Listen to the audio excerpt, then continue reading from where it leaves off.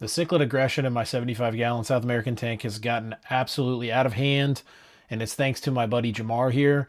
He's built his cave and his spot in the middle of the tank. He's the most aggressive cichlid that I've ever kept, and these other guys are mostly peaceful as far as cichlids go, but he's got them pushed all the way over to the left side of the tank with where he's taken up his territory, and it's becoming a problem. It's making these other fish fight each other. You can see here my Jack Dempsey Marty and my blood parrot Marge, who've lived together peacefully for their entire lives, are going at it. They do that from time to time anyway, but it's especially bad now. They're starting to actually, lip lock a lot more, and it's just a problem. So Jamar, buddy, we got to do something about this. Overall, I've been really, really happy with the setup of this tank design, kind of going for this like Amazon jungle river kind of theme with all these really cool spindly wood pieces and kind of jungle looking vibes. The rocks are kind of a mismatch, but it kind of looks cool. And then I have this big giant jungle looking fake plant to kind of give line of sight breaks. And that's the key with these cichlids, is give them lots of hiding places and territories and places to swim in and out of. So I do kind of like the look now. And I can tell you right now, I'm not putting a clay pot in my tank. Don't like the look. I want the natural look. The problem is Jamar, the Salvini cichlid, which is the most aggressive cichlid that I've personally ever kept. It's from Central America. Beautiful, beautiful fish, and I really don't want to have to get rid of him. But if we can't do something, we're going to have to. The problem is he set up shop in the middle of the tank, right? So right behind that big piece of really cool looking driftwood, where the plants are, he's right behind there. So anybody that tries to go to the right of that, he does not allow it and will attack them. So they just tend to bunch up on the left side where he's mostly hidden from, like where his cave he can't really see over there as well. So he tends to not go to the left of that. But that really keeps these fish in basically, 20 gallons of water opposed to 75. So that's the problem. So I've tried a redesign of the tank setup a few different times, and that will help for a bit. It'll kind of reset territories at times. But Jamar tends to find the best part of the tank, which is kind of the most cave-like that I can see, where he's kind of the most protected, but he has the ability to pop out. I've even tried to create like little rock caves for him all the way on the right side of the tank. He doesn't really want anything to do with them. He likes living behind kind of the driftwood and the overhangs from the driftwood and the fake plants. So I think what I'm going to do is I'm going to move this piece that he really likes and that I really like over to the complete right side of the tank. And I'm hoping that he moves with it, right? So then he kind of has his territory over on the right side of the tank, and the fish can use the other 2/3 of the tank. So that's the idea. That's what we're going to try. So let's get to it. All right, so we are done decorating. This is what we came up with. I'm pretty happy with how it turned out. I'll come back tomorrow with some clearer shots after the water clears up from the gravel vac and the water change that we did. But the idea here was I wanted a bunch of cave-like structures and some height and different territories that the fish could kind of swim in and out of. So they're cave-like, but they're open. They're big enough for these fish. They're still growing. They're getting bigger. So kind of need to make bigger areas for them to swim in and out of, opposed to little caves.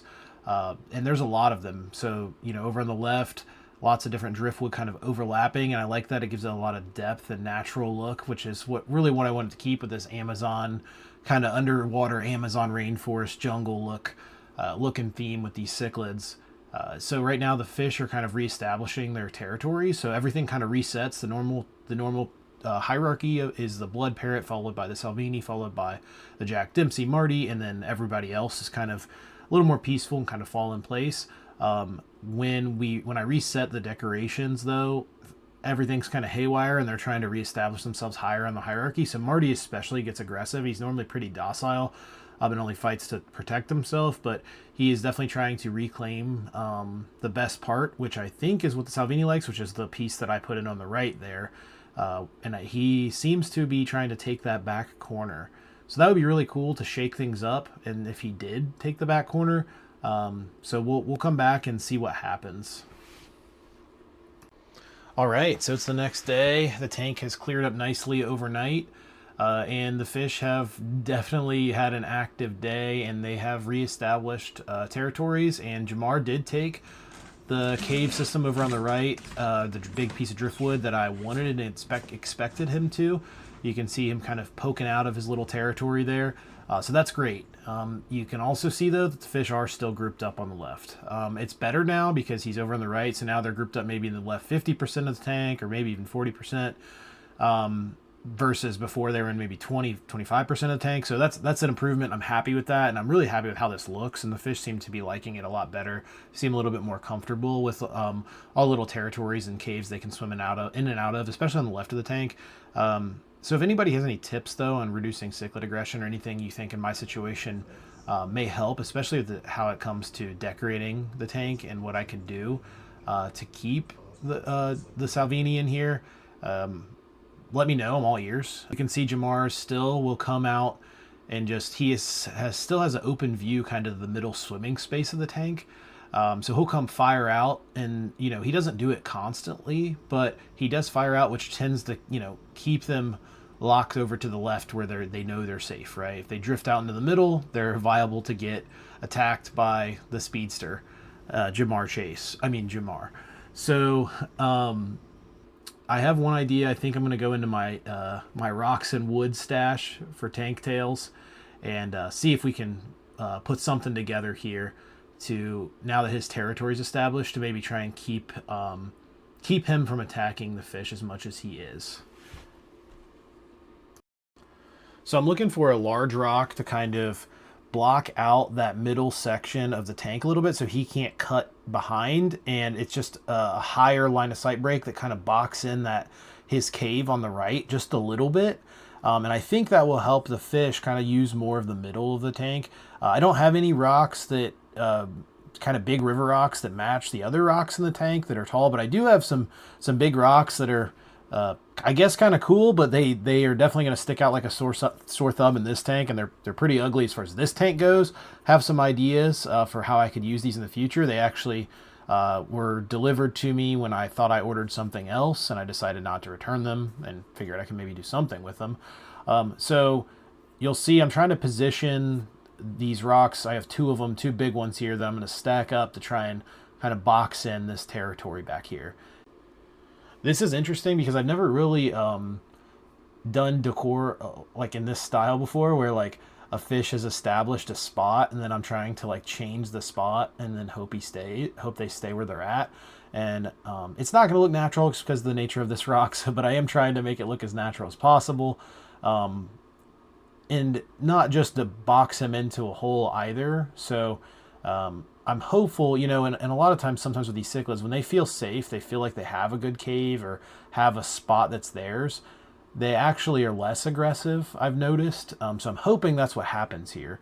So I'm just trying to kind of play with this a little bit without changing too much. I'm really happy with how the left side of the tank has worked out. For whatever reason, Marge never does this if it is attacking me, so I'm wondering if she's thinking about laying eggs soon, but she's starting to kind of bite me. It catches me off guard a couple times and scares me. Okay, so this is what I went with. There are two big rocks kind of leaned up against the tank a little bit. I did have to make an adjustment after I set it because he could still sneak his body through behind, which defeated the purpose because then he could get into the left side of the tank and really cause chaos in their cave system by cutting through the back. So I had to really kind of pin it all the way up against the back of the tank. And it seems to be working exactly how I wanted. It's kind of created, I moved the plant up a bit too, so it's kind of created this like separation, and the fish have actually more space. I moved the middle driftwood kind of divider to the right even more. So now it created even another cave for the left side fish back there. And he really, if he wants to attack somebody, he still can, but he has to come out into the open. So they feel so much more comfortable swimming through the middle, swimming around those plants in the middle, in and out of the driftwood. So it's really done exactly what I hoped it would. You can see in these shots, I mean, look at the gravel. I had that all the way pushed flat back, even more gravel in the back than the front, and they dig it out and put it in the front. So gonna have to just live with that with the cichlids. I am a little worried that he dug out all the gravel to where those rocks might fall, but I think they're okay. So keeping an eye on that. Interesting little development, though, is Marge is kind of posting up here on these smooth rocks on Jamar's side, which is great for the tank because everybody on the left now is relatively docile, and it's just those two hanging out over there. And Marge doesn't really deal with Jamar's stuff. He tries, but she doesn't really deal with it. She's dominant, kind of dominant. But she's posting up on these smooth rocks, and I've seen her do this before several times, a lot of times actually. Not in a while though. I think maybe because of all the aggression, but I think she's posting up to maybe lay some eggs. Now, if you don't know this, blood parrots actually are bred in captivity as a cross between, or in a lab, I guess, a cross between several different fish. And so they can't actually lay, they can't actually fertilize eggs anyway. Not that there's another one of her to fertilize them. But her and Marty do pair up, which is odd. I know blood parrots have severum in them, so maybe that would make sense for the severums. They definitely don't have Jack Dempsey in them, but they do kind of pair up and act like, kind of go through what I would consider the breeding rituals. So we'll see. Either way, though, the aggression is great. Because she's there, fish are comfortable poking out and to the right even more because she kind of keeps Jamar back in his spot even more than normal. So this is cool. This is really great. All right, so in the process of filming Marge posting up on those smooth rocks, I recorded it, and then 5 minutes later, I look back in there, and she has eggs. So I just missed it. I've actually never seen them any fish actively lay eggs in my cichlid tanks. I just kind of see the eggs afterwards, and she did it. So almost got her on camera, but as expected, she laid eggs over on the right side. Normally, she does it over on the left, and it is true chaos then because she's protecting them, and the other fish have nowhere to go because Jamar stops them from moving away from her.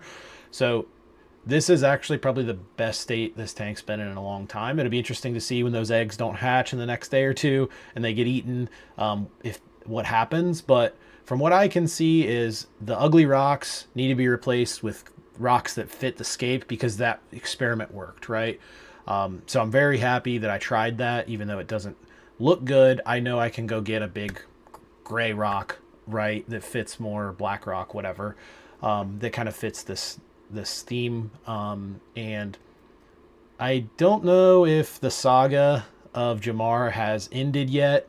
I do think I'm going to add some ditherfish. If anybody has any good ideas, you'll see the one random silver dollar in here, which needs to go. I had a school of them in an older tank, and only one made it, blah, blah, blah. So he doesn't really fit in. He's got a weird behavior being a solo for a schooling fish.